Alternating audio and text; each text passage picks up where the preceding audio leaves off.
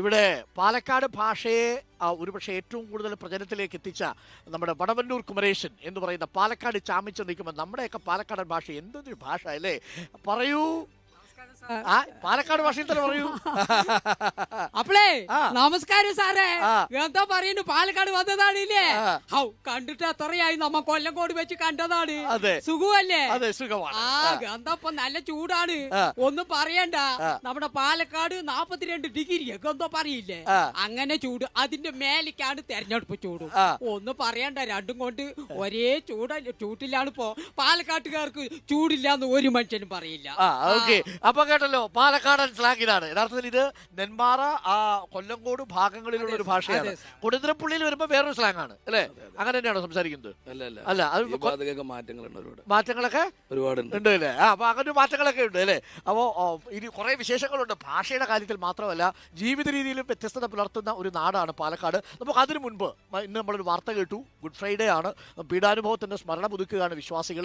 ഒപ്പം തന്നെ വന്യജീവികളുടെ ആശങ്കയുണ്ട്. ആശങ്കയൊക്കെ മാറ്റി നമുക്കൊരു പാട്ട് പിടിച്ചിട്ട് നമുക്ക് രാഷ്ട്രീയ വാർത്തയിലേക്ക് വരാം.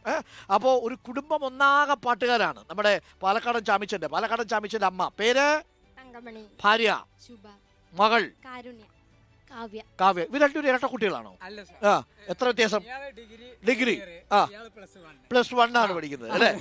എന്താ വിഷയം മോള് പഠിക്കുന്നത്? BSc ബോട്ടണി, ബയോളജിക്കൽ സയൻസ് ആണ്. അപ്പൊ രണ്ടുപേരും എവിടെ പഠിക്കുന്ന മോള്? ഏത് കോളേജിലാണ്? ചിറ്റൂർ ഗവൺമെന്റ് കോളേജിലാണ് പഠിക്കുന്നത്. ഓക്കെ. അപ്പോ ഒരു കുടുംബം ഒന്നാകെ പാലക്കാടൻ സ്ലാങ്ങിൽ ജീവിക്കുന്ന ഒരു കുടുംബമാണ്. പാലക്കാടിന്റെ ഒരു പാട്ട് കൂടി നമുക്കൊന്ന് കേൾക്കാം അല്ലേ?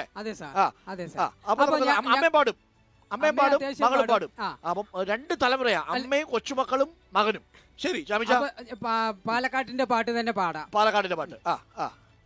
നാട്ടുകാരെ നിങ്ങൾ ഒന്ന് ഓർത്തിടേണേ, മാലിന്യ ദുഃഖത്തിൽ നിന്ന് മോക്ഷം വേണേ. നാട്ടുകാരെ നിങ്ങൾ ഒന്ന് ഓർത്തിടേണേ, മാലിന്യ ദുഃഖത്തിൽ നിന്നും മോക്ഷം വേണേ. ഇത്രയധികം മാലിന്യമുണ്ടോ? ഓർത്തിടണേ നമ്മുടെ ദുരിതം, തിരിച്ചു വേണേ നാടിന്റെ സ്വർഗം. ഓർത്തിടണേ നമ്മുടെ ദുരിതം, തിരിച്ചു വേണേ നാടിന്റെ സ്വർഗം. ദൈവത്തിന്റെ സ്വന്തം നാട് തോറ്റു പോണേ, മാലിന്യ കൂമ്പാരം കൊണ്ട് മൂടിയതാണേ. നാട്ടുകാരെ നിങ്ങൾ ഒന്ന് ഓർത്തിടേണേ,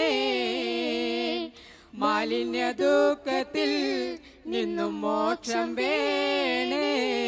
പാലക്കാട്ടുകാരും മാലിന്യം നിക്ഷേപിക്കുന്നവരാണെന്നാണ് പറഞ്ഞു വരുന്നത്. അങ്ങനെയാണ് സാറേ, ഇത് കേരളത്തിന്റെ കേരളത്തിലെ മൊത്തമാണ്. പാലക്കാടെന്ന് തെറ്റിദ്ധരിക്കരുത്.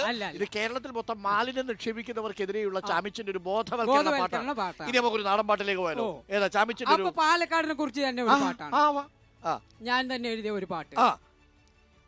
നാട് നമ്മുടെ നാട് നല്ല പാലക്കാട്, നാട് നമ്മുടെ നാട് നല്ല പാലക്കാട്, പേരും പെരുമ പിറവിക്കൊണ്ടൊരു മാമല നാട്.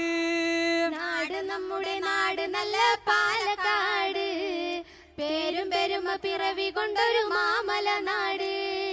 നാട് നമ്മുടെ നാട് നല്ല പാലക്കാട്, പേരും പെരുമ പിറവി കൊണ്ടൊരു മാമല നാട്.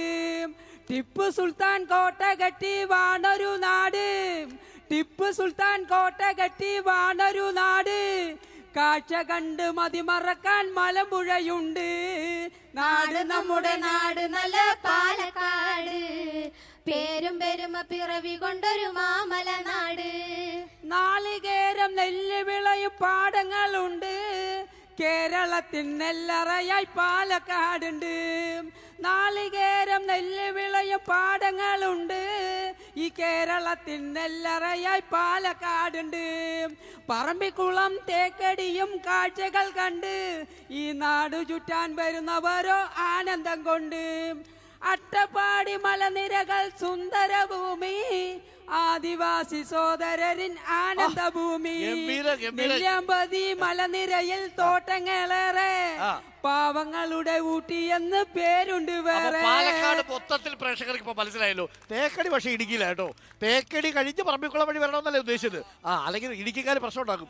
തേക്കടി ഇടുക്കിയില്ല, നിങ്ങൾ അതുപോലെ സ്വന്തമാക്കിയോ എന്ന് വിചാരിക്കും. ഞങ്ങളുടെ ഒരു ഭാഗമാണല്ലോ. അതെ, ഭാഗമാണ്. അപ്പൊ പറമ്പിക്കുളത്തിന്റെ ഭാഗമാണ്. അപ്പൊ നോക്കൂ, പാലക്കാട് മലമ്പുഴയുണ്ട്, പറമ്പിക്കുളമുണ്ട്, പിന്നെ നെല്ലറയുണ്ട്, നെൽപ്പാടമുണ്ട്, നാളികരമുണ്ട്, കൊടുന്തരപ്പള്ളിയുണ്ട്, അല്ലേ, വേലയുണ്ട്, ഗ്രാമമുണ്ട്, ചിനക്കത്തൂരുണ്ട്, ഉണ്ട്, എല്ലാം ഉണ്ട്. ഈ വേലകളുടെ വേലയായ നെന്മാറവല്ലെങ്കിൽ വേല അടുത്തെത്തി.